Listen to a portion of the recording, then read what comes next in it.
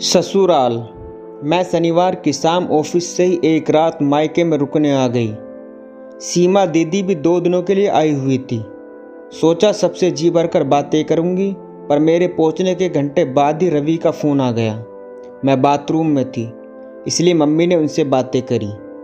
रवि ने फ़ोन करके बताया कि तेरी सास को बुखार आ गया है। कुछ देर बाद मुझे जानकारी देते हुए माँ साफ तौर पर नाराज़ नज़र आ रही थी। मैं फ़ौरन तमतमाती हुई बोली, अभी मुझे यहाँ पहुँचे घंटा भी नहीं हुआ है कि बुलावा आ गया। सासू माँ को मेरा एक दिन की आज़ादी बर्दाश्त नहीं हुई और बुखार चढ़ा बैठी। क्या पता बुखार आया भी है या नहीं। सीमा दीदी ने बुरा सा मुँह बनाते अपनी मन की बात कही। मैंने जब आज सुबह सासू माँ से यहाँ एक रात रुकने की इजाज़त मांगी थी, तभी उनका मुंह फूल गया था।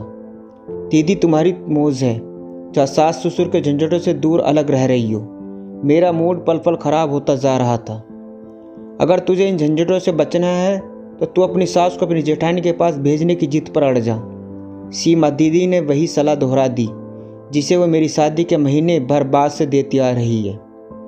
मेरी तेज तर्रार जेठानी के पास न सासू माँ जाने को राजी है और न बेटा भेजने को। तुम्हें तो पता ही है, पिछले महीने सास को जेठानी के पास भेजने को मेरी जिद से खफा होकर रवि ने मुझे तलाक देने की धमकी दे दी थी। अपनी माँ के सामने उनकी नज़रों में मेरी कोई वैल्यू नहीं है दीदी। तू रवि के तलाक देने की धमकियों से मत डर, क्योंकि हम सबको साफ दिखाई देता है कि रवि तुझ पर जान झड़कता है। सीमा ठीक कह रही है, तुझे रवि को किसी भी तरह से मनाना होगा।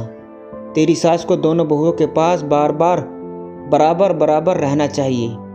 माँ ने दीदी की बात का समर्थन किया। मैंने गहरी सांस छोड़ते हुए कहा, माँ फिलहाल मुझे वापस जाना पड़ेगा। पागलों जैसी बात ना कर। माँ भड़क उठी। तू जब इतने दिनों बाद सिर्फ एक दिन को बाहर निकली है तो यहाँ पूरा आराम करके जा। माँ मेरी ज़िंदगी में आराम करना कहाँ लिखा है, मुझे वापस जाना ही पड़ेगा, कहकर अपना बैग उठाकर मैं ड्राइंग रूम की तरफ चल पड़ी। शिखा तू इतना डर क्यों रही है? देख रवि ने तेरा फ़ौरन वापस आने की बात एक बार माँ से नहीं कही है। दीदी ने मुझे रोकने को समझाने की कोशिश शुरू की। दीदी अगर मैं न गई तो इनका मूड बहुत ख़राब हो जाएगा। तुम तो जानती हो कि ये कितने गुस्से वाले इंसान हैं। उन सब का समझाना बेकार गया और करीब घंटे भर बाद मुझे दीदी व जीजा जी कार से वापस छोड़ गए। अपनी नाराज़गी दर्शाने के लिए दोनों अंदर नहीं आए। मुझे अचानक घर आया देख रवि चौंकते हुए बोला, अरे तुम वापस क्यों आ गई हो? मैंने तुम्हें बुलाने के लिए थोड़ी ही फ़ोन किया था। मेरे लौट आने से उनकी आंखों में पैदा हुई खुशी की चमक को नज़रअंदाज करते हुए मैंने शिकायत की, मुझे एक दिन भी आपने चैन से अपने मम्मी पापा के घर नहीं रहने दिया। क्या रात के लिए अपनी बीमार माँ की देखभाल नहीं कर सकते थे? सच कह रहा हूँ कि मैंने तुम्हारी मम्मी से तुम्हें वापस भेजने को नहीं कहा था।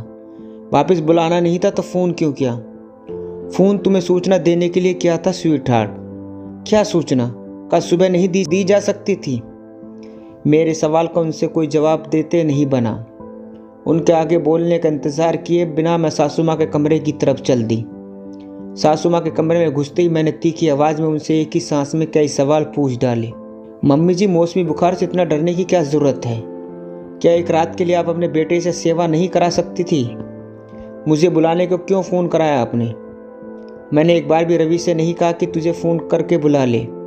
इस मामले में मेरे ऊपर चिल्लाने की कोई ज़रूरत नहीं है बहू। सासू माँ फ़ौरन मुझसे भिड़ने को तैयार हो गई।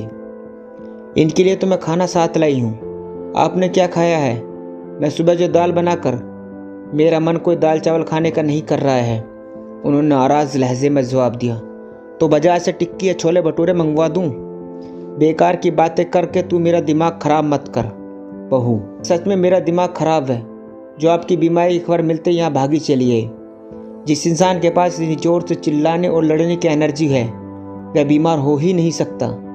मैंने उनके माथे पर हाथ रखा तो मन ही मन चौंक पड़ी, क्योंकि मुझे महसूस हुआ मानो गर्म तवे पर हाथ रख दिया हो।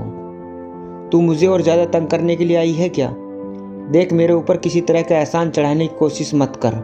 उनकी तरफ से पूरा ध्यान हटाकर मैं रवि से बोली, आप खड़े खड़े हमें ताड़ क्यों रही हैं? गीली पट्टी क्यों नहीं रखते हो मम्मी जी के माथे पर? न तेज़ बुखार है। मैं भी गीली पट्टी रखता हूँ, कह वह हड़बड़ाए से रसोई की तरफ चले गए।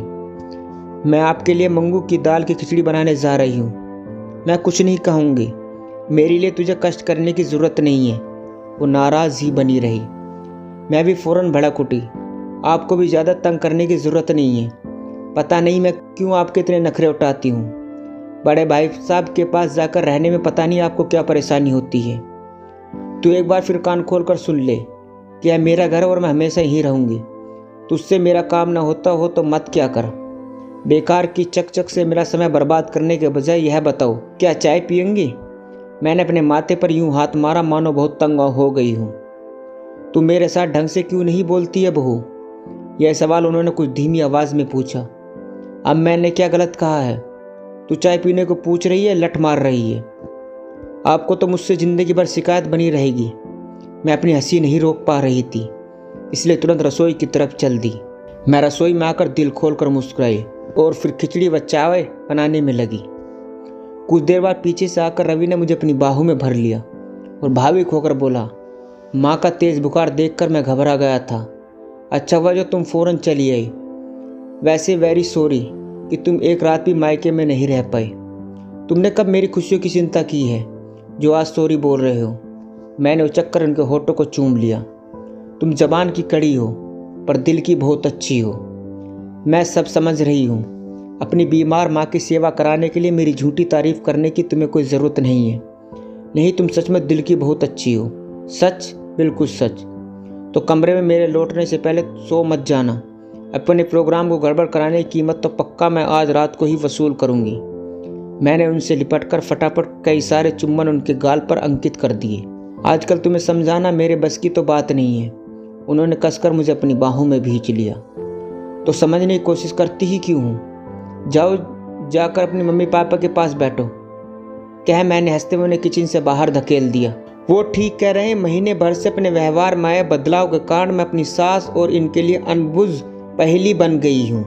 अपनी सास के साथ वैसे अभी भी मैं बोलती तो पहले जैसे ही तीखी हूँ, पर अब मेरा काम हमेशा आपसी रिश्ते को मजबूत देने व दिलों को जोड़ने वाले होते हैं। तभी मैं बिना बुलाए अपनी बीमार सास की सेवा करने लौट आई। कमाल की बात तो यह है कि मुझ में आए बदलाव के कारण मेरी सासू माँ भी बहुत बदल गई है। अब वो अपने सुख दुख मेरे साथ सहजती से बांटती है। पहले हमारे बीच नकली व सती शांति कायम रहती थी, पर अब आपस में खूब झगड़ने के बावजूद हम एक दूसरे के साथ खुशी व संतुष्ट नजर आती हैं। सबसे अच्छी बात है कि अब हमारे झगड़े व शिकायतों के कारण रवि टेंशन में नहीं रहते हैं। उनका ब्लड प्रेशर सामान्य रहने लगा है। सच तो यह है कि इनकी खुशियों व विवाहित जीवन को सुख शांति बनाए रखने के लिए ही मैंने खुद को बदला है। मम्मी और मेरे बीच हो रहे झगड़े में कभी अपनी टांग अड़ाई तो आपकी खैर नहीं। महीने भर पहले दी गई मेरी इस चेतावनी के बाद से मंद मंद मुस्कुराते हुए हमें झगड़ते देखते रहते हैं। जोरू के गुलाम कभी तो अपनी माँ की तरफ से बोला कर।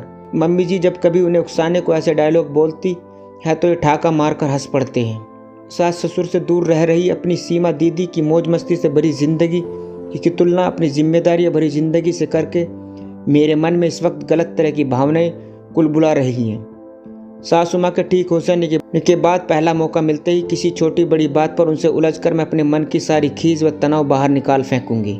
दोस्तों, बस इतनी सी थी ये कहानी। दोस्तों, कहानी अच्छी लगी हो तो चैनल को सब्सक्राइब करना ना भूलें।